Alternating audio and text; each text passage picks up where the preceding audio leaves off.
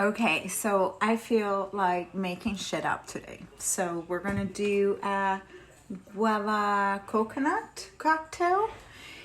It's not a bad combination. Actually, there is an actual guava cocktail that calls for guava and lime rum. So why not coconut and lime?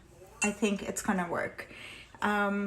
I'm gonna go ahead and put 2 ounces of coconut rum.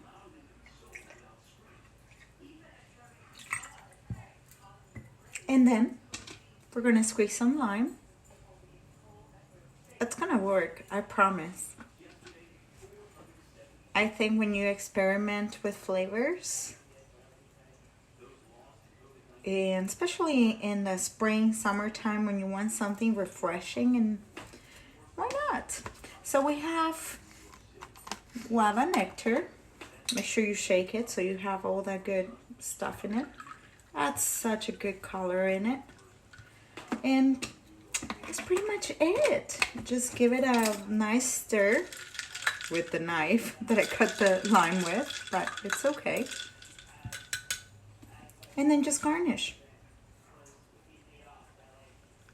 Guava coconutty. I don't know how to call this. You help me. Cheers.